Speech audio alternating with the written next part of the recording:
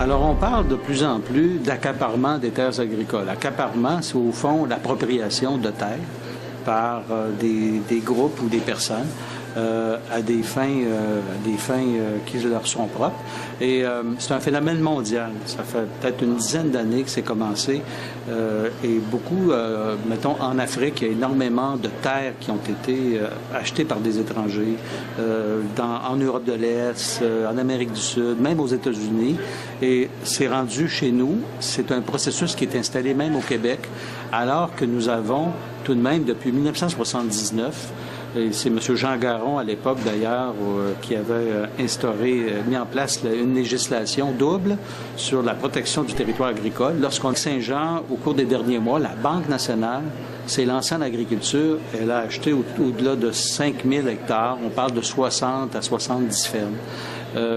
Il y a au Témiscamingue, il y a aussi un intérêt, je ne sais pas si c'est fait, mais il y avait quelqu'un, un privé ontarien qui voulait acheter 10 000 hectares. Bon, on entend toutes sortes de choses, mais on a maintenant des faits. Qui se créent des fonds d'investissement. C'est pas ordinaire qu'elles se lancent en agriculture. Soit qu'elles vont acheter puis elles vont louer à des agriculteurs qui vont devenir des ouvriers carrément, ou encore elles vont les exploiter elles-mêmes. D'une part pour leur valeur ajoutée de rendement, mais aussi et surtout pour des opérations boursières comme étant des actifs sûrs. C'est comme des valeurs refuges comme l'or. Alors, vous savez, depuis 2008, avec la crise qu'on a vécue, les banques, on est obligé de les renflouer, mais on est obligé de les renflouer parce qu'ils se sont mis à jouer à la bourse avec ce qu'on appelait des produits dérivés. Et ils ont découvert que des terres agricoles, avec une population planétaire là, qui est en augmentation, des besoins alimentaires, ça prend toujours de la valeur des terres, c'est que c'est intéressant comme actif à acheter. Et sur ça, on s'appuie pour développer toutes sortes de procédés de dérivés. C'est assez complexe, là, mais on joue à la bourse, en fait, puis c'est inacceptable. C'est de la dépossession, au fond, de notre sol. Et ça vient toucher ce que j'appelle, moi, la souveraineté alimentaire d'un peuple. Et c'est pas évident parce qu'actuellement, moi, j'ai posé la question au ministre de l'Agriculture. Il prenait pas ça trop au sérieux. Là, il commence à en entendre parler un petit peu plus.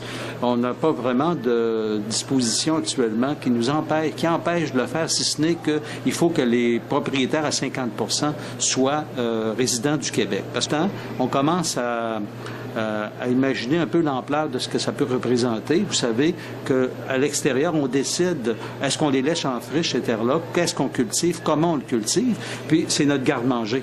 Et pour un peuple, là, je pense que c'est stratégique là, de contrôler la base de son alimentation. Alors, je parlais à M. Gérald Rousseau, qui est agriculteur à Saint-Stanislas, d'Olbeau-Mistassini, pas plus tard qu'il y a 2 semaines. C'est un producteur de bovins de boucherie. Il louait jusqu'à présent des terres pour élever son bétail. Il n'avait pas le moyen de les acheter.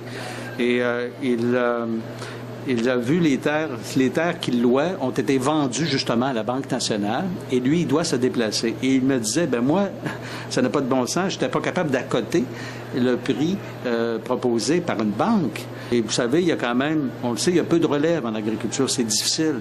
Donc, les gens qui vieillissent et qui possèdent une ferme et qui ne voient pas de relève, ben, c'est tentant, puis on peut les comprendre, de vendre à bon prix leurs terres à des institutions, à des fonds d'investissement. Alors, il faut absolument, dès maintenant, réagir. Et malheureusement, je ne sens pas là qu'il y a une volonté. Le ministre a annoncé, suite à une question que je lui ai posée, qu'il y avait un groupe qui mettait pour étudier ça pendant 3 ans. Mais c'est pas 3 ans, là. C'est maintenant qu'il faut agir.